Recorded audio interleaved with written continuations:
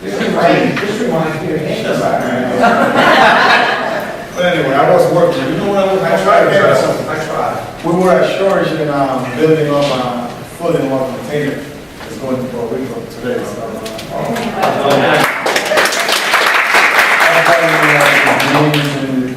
I usually don't work when it does like this. I'm sorry. All right. So yeah, definitely no. But yes, I'm what I'm doing is a lot with the foundations and a lot with the community. You know what I mean? That's why I left baseball to do that kind of work, and I enjoy it. I love it.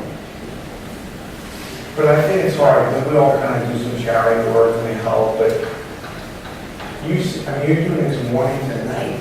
I mean, Listen, like I said before, it's a lot of work. And again, you know, if, for example, you're building up, food in the container, I easily could be home and relax.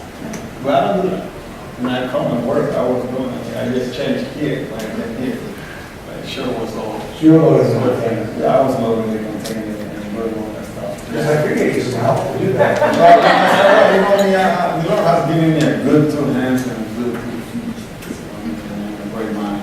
So when you say, or your approach now, helping people similar to like that when you were a teenager and trying to make major league, did that kind of emphasis? Yeah, kind of emphasis and focus, yes. And desire, and passion, and love, and all that stuff. Because I mean, it's not only just trying to have foundation or just do a job, but you got to have a desire, and you have to have something called love. If you don't have love, you don't enjoy anything what you're doing, because you just do it, I just want to do this. But when you do it with love, you go, you do that and beyond. So that's what we do. What, we just went through a tough time in New York with the Yankees losing in a tough seventh game. You've been, we've lost deals. Sometimes deals don't go the way they should. If you were in the Yankee locker room, it's just been through a whole season, losing game 7, how do you get over some of your bad days? I mean, it's good to have it early. Because, I mean, believe it or not, we all going to fail. Somehow, we're going to fail. But it's up to us if we remain a failure or we got up and learn and keep pushing forward. Because that failure, it will motivate us to keep going to the next level. And I learned like that. I mean, I always believe that for me to enjoy where the Lord wants to put you, you're gonna go through tough times. And I will not call it failure. I will call it learning process. That's what I did. I never come because I'm not a failure. It's a learning process where you're gonna learn, and sometimes you're gonna end up losing something. Get something bigger, and that's the way I see it. So we all gonna, in somehow, some way, we're gonna fail, but we're gonna get better because the Lord gonna put us in different levels. What's hard for me to really get my arms around is so many big games you're brought in and saving these games, and it was almost like automatic. How do you prepare, or how do you stay so consistent for so many big games over your career? Well, I mean, I wasn't planning to play 19 years, first of all. I was happy to be in the big leagues for 5 years. And then 5 years went to 10. And then those 10 went to 15. And then 15 went to 19. And I was retiring. You asked Derek and the boys, they said, man, Mo, you're retiring. Every year you're retiring. I said, yeah, I remember you guys keep bringing me back. We always come to the office saying, this could be my last year. Yeah, I always was like, guys, man, that's it. Guys, yes, I'm ready to pack up. But it's such a great. How do you stay at such a strong level of commitment with the success? Because you've had a lot of it, and some of these games are so enormous. But were you ever nervous? Well, nervous is part of being human. People, you guys here, don't believe that because you're nervous. Oh, I can function. No, it's part of being human being. You have to learn how to control the emotions. And I did. I get nervous, not when I was pitching, but when I see my teammates pitching or hitting or playing. I mean, I'm so nervous, and I'm like, oh my God. But once the phone rang and I had to be in the game, everything disappeared from me. You know, I was just locked in. You know, I don't even hear people or just locked in Posada in myself. It was amazing. It's something that was just instantly just snapping. I was just on the zone.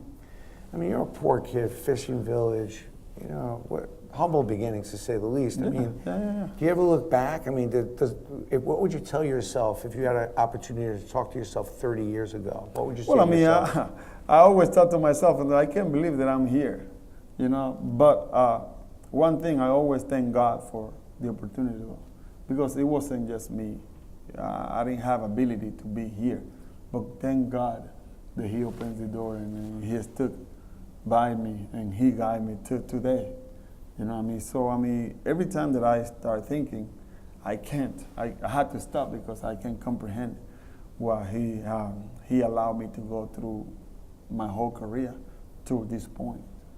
So God, which I'm a fan. Yeah, but it's no. We've talked about God. I mean, right? Yeah. From the beginning of our relationship, like yeah. you know, do you believe in God? But explain to me how God played a role in your cutter then. Well, He gave me the cutter. In a just box? explain, I mean, well, he came it down and didn't showed you, it didn't come in a was there a box. particular It moment? It was a particular moment. I just became the New York Yankees closer. '96, we just won the championship. John Wetland was the closer. Now, here's 1997. I became the closer, and I was trying to do everything within my power to replicate or do exactly what I did in '96 season. Yeah. So everything was going wrong, and that was April. By the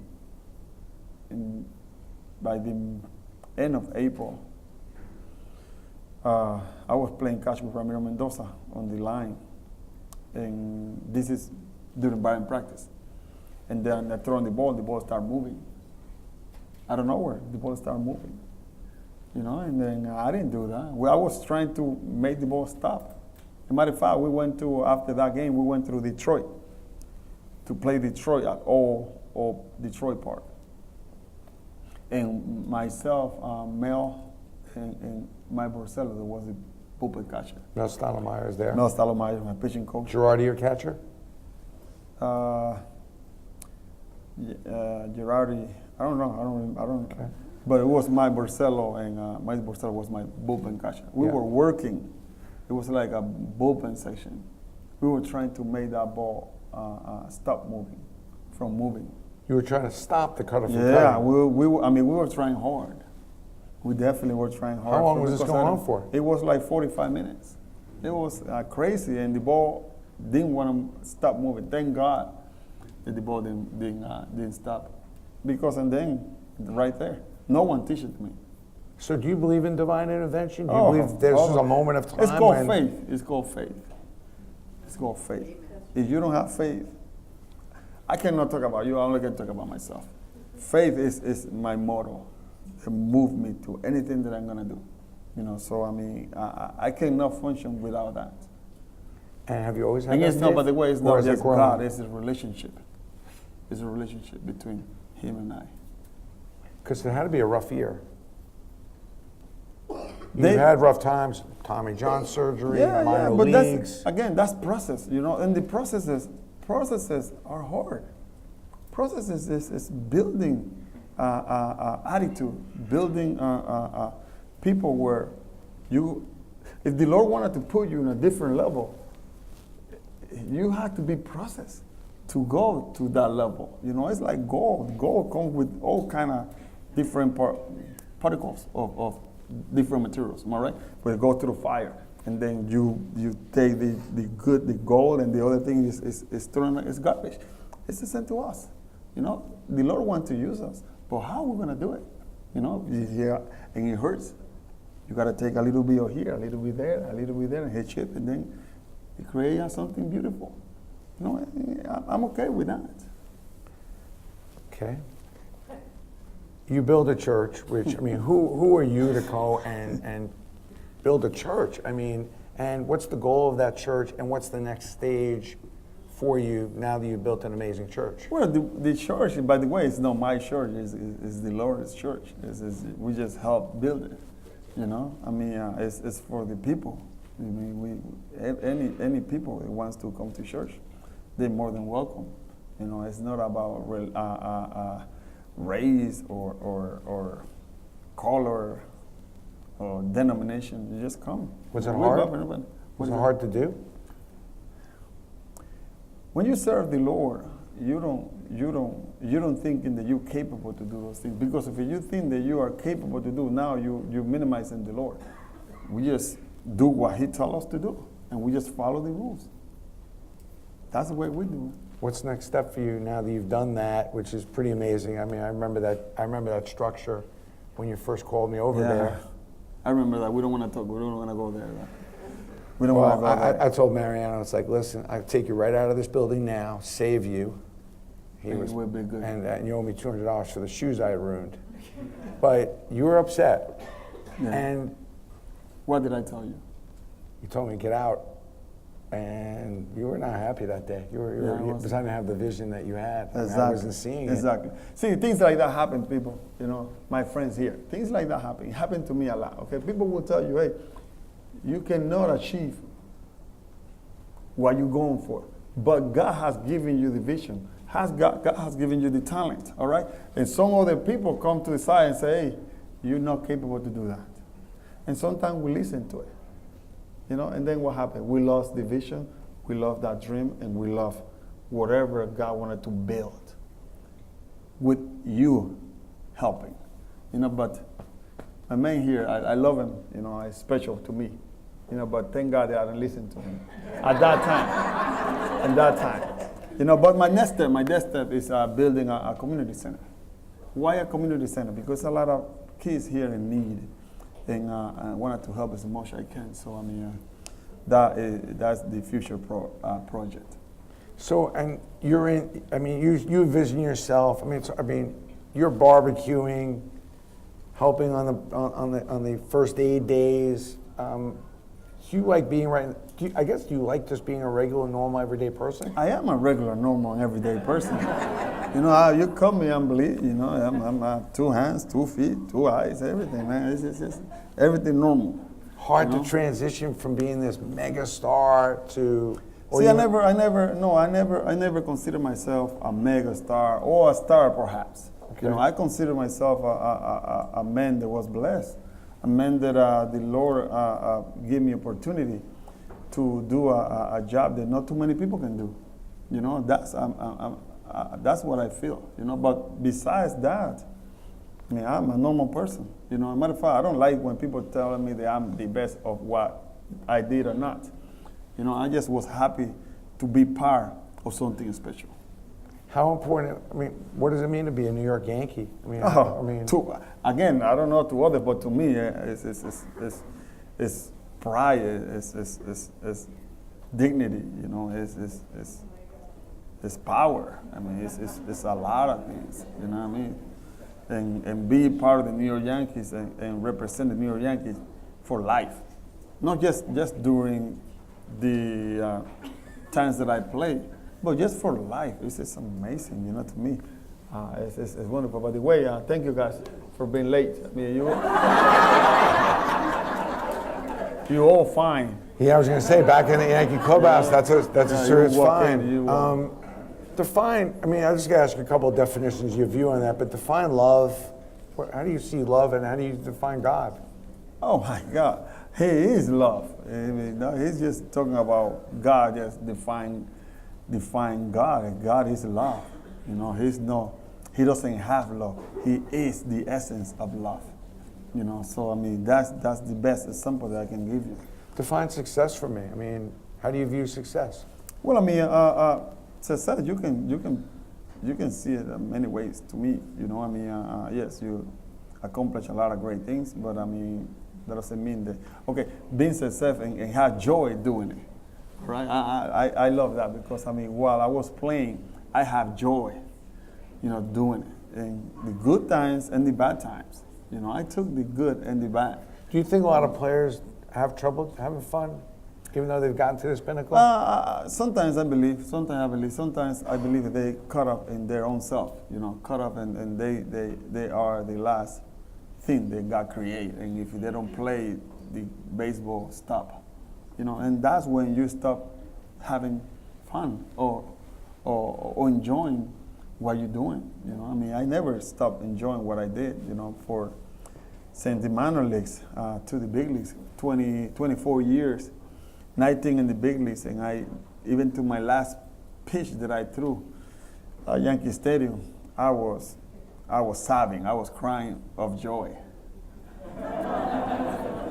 But also crying out of happiness that maybe finally this is behind you? Yeah, that's what I said. It was joy for everything, joy that the Lord allowed me to play the game that I love for 19 years and be able to share with so many great players and so many good people and so many great fans, not only here in New York, but all over. It was amazing. So, all that was great. So tonight you have Astros, Dodgers. You've been in this situation many times. Play a whole season. You're grinding out the playoffs. What's going on in a player's mind, on a day like today? Are you worried about the mistake that maybe you make on such a big platform? Are you thinking about can you be the person to do your job? You don't worry. What's about going that. on? You don't. Well, you don't worry about that. I didn't worry about none of that stuff. I worry about the time to come to play and win. That's all that I have in mind. I didn't care about all this stuff, but just to win. Are you approaching that game just like a minor league game or any game in the season, or is it different? Well, obviously it's different. Every pitch counts. It's not like during the season that you will have a lot of opportunities. It's not tomorrow. But at the same time, it's still the same game. In different magnitude. Yeah, you're talking about the best two teams there is. But, it's still the same game. So I didn't treat it a little too different. Now that you've been out in the real world a little bit, business, and you're doing all kinds of different things. You've got a Toyota dealership, different things you're involved in. What have you noticed about business? What intrigues you about business? What do you think the most important thing for business is? Now you've seen, is sports and business alike? Well, there is a business. Even if it's a sport, it's still a business. I learned that the hard way. But at the same time, just obviously when you're going to do business, you're going to do what you enjoy, and otherwise, I don't think you will. But again, we have so different mentalities, that's where I would do it. If I want to do a business, I must do a business that I enjoy, a business that I will go and have a good time, not just to have a business. That's where I believe, and then spend time with people, knowing people, knowing what they're up to, what are they like, what are they dislike, and move and go from there. And one last question. I think people misunderstand because you come in for such a short period of time, throw a few pitches, game over. It doesn't seem like a lot of work to me. But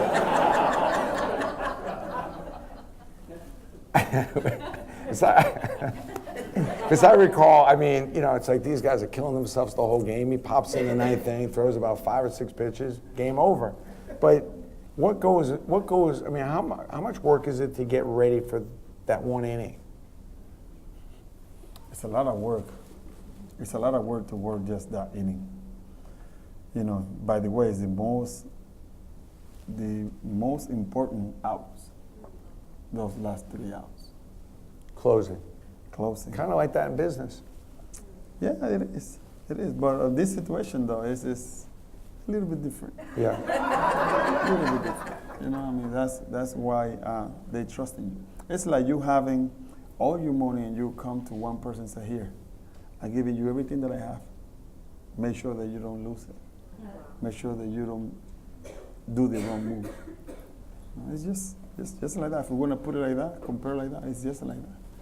All of a sudden you just come and do your job.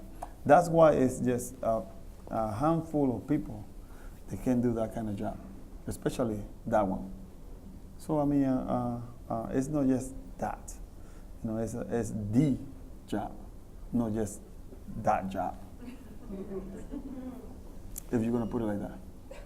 How much mental preparation? Well, mental preparation to me is start from after the season. You know, after the season, I was just planning what I'm gonna do, what I had to do to get better, what I had to do to help my team win. If we fell short, like the Yankees did this time. Okay, what we have to do, what I have to do what it takes, and that is what we do. You know, maybe go to the gym, maybe get a little stronger, maybe more consistency, all kind of stuff. Cool. I know you're tight on time, so I gotta respect that. You know what I was thinking, what would be kind of cool, is if you just got in the middle of the room, we were able to take one big picture of you with the whole group. That would be kind of cool. Stay in the middle? How? Yeah. Okay. You're gonna go right down the south, stay in the middle while they're sitting, and then we get the whole picture of all of you, and you're right in the middle. Perfect. Right? Is that a good kind of idea? Yeah.